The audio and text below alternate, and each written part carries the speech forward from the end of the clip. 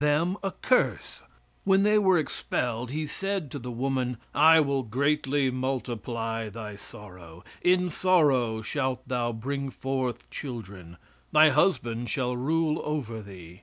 God made every mother a criminal, and placed a perpetual penalty of pain upon human love. Our God made wives slaves, slaves of their husbands. Our God corrupted the marriage relation, and paralyzed the firesides of this world. That is what our God did. And what did he say to poor Adam? Cursed be the ground for thy sake. In sorrow shalt thou eat of it all the days of thy life. Thorns and thistles shall it bring forth to thee, and thou shalt eat the herb of the field, and in the sweat of thy face shalt thou eat bread. Did he say one word calculated to make him a better man? Did he put in the horizon of the future one star of hope? Let us be honest, and see what this God did, and we will judge of him simply by ordinary common sense. After a while, Cain murdered his brother, and he was detected by this God. And what did this God say to him? Did he say one word of the crime of shedding human blood? Not a word. Did he say one word calculated to excite in the breast of Cain the slightest sorrow for his deed? Not the slightest. Did he tell him anything about where Abel was? Nothing. Did he endeavor to make him a better man? Not a bit. What had he ever taught him before on that subject? Nothing. And so Cain went out to the other sons and daughters of Adam, according to the Bible, and they multiplied and increased until they covered the earth. God gave them no code of laws. God never built them a schoolhouse. God never sent a teacher. God never said a word to them about a future state. God never held up before their gaze that dazzling reward of heaven, never spoke about the lurid gulfs of hell, kept divine punishment a perfect secret, and without having given them the slightest opportunity, simply drowned the world. Splendid administration. Cleveland will do better than that. And after the waters had gone away, then he gave them some commandments. I suppose that he saw by that time that they needed guidance. And here are the commandments. 1. You may eat all kinds of birds, beasts, and fishes. 2. You must not eat blood. If you do, I will kill you. 3. Whosoever sheddeth man's blood, by man shall his blood be shed.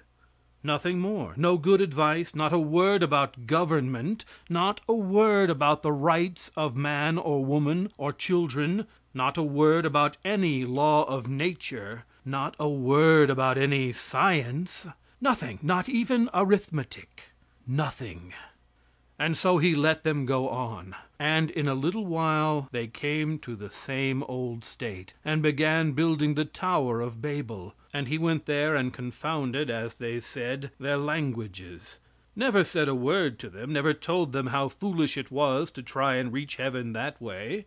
And the next we find him talking to Abraham, and with Abraham he makes a contract.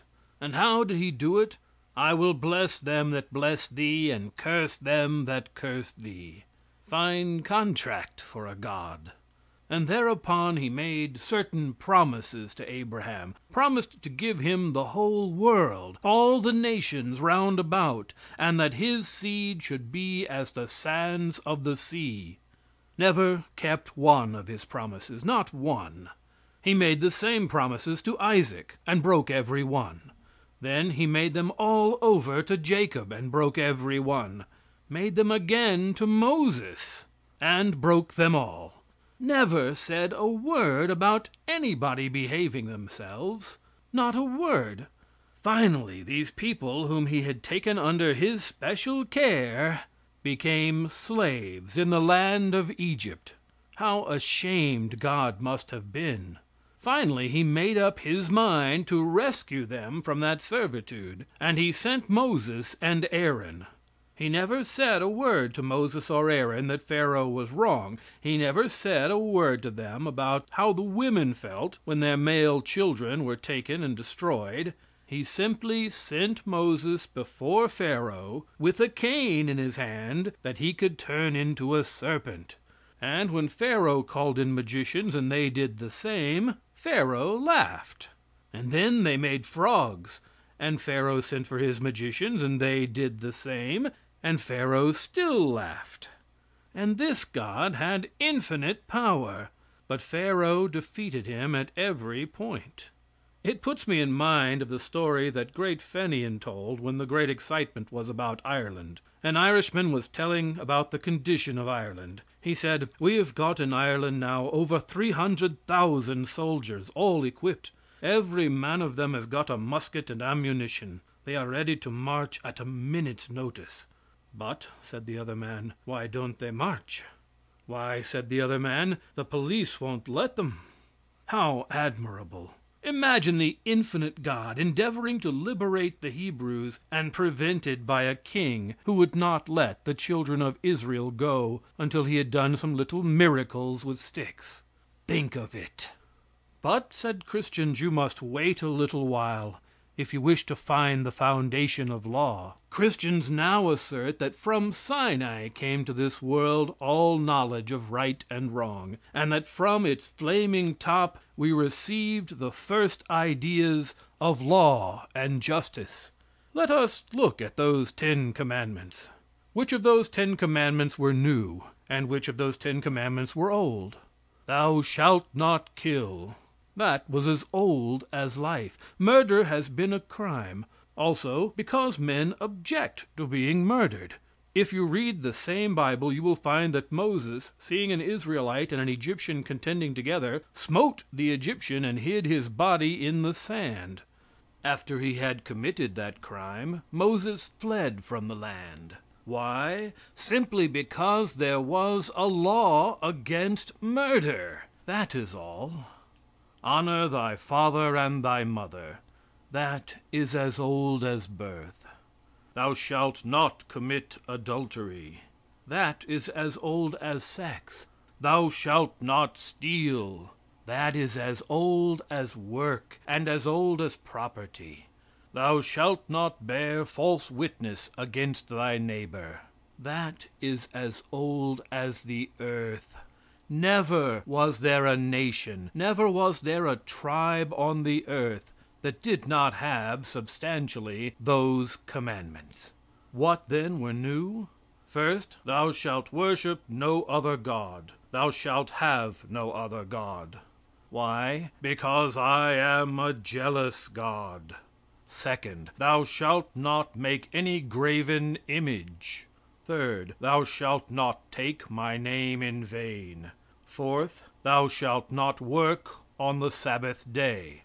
What use were these commandments? None, not the slightest. How much better it would have been if God from Sinai, instead of the commandments, had said, "Thou shalt not enslave thy fellow man. No human being is entitled to the results of another's labor."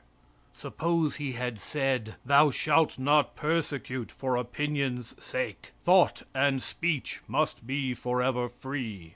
Suppose he had said, instead of "Thou shalt not work on the Sabbath day," "A man shall have but one wife, a woman shall have but one husband. Husbands shall love their wives, wives shall love their husbands and their children with all their hearts and as themselves." How much better it would have been for this world.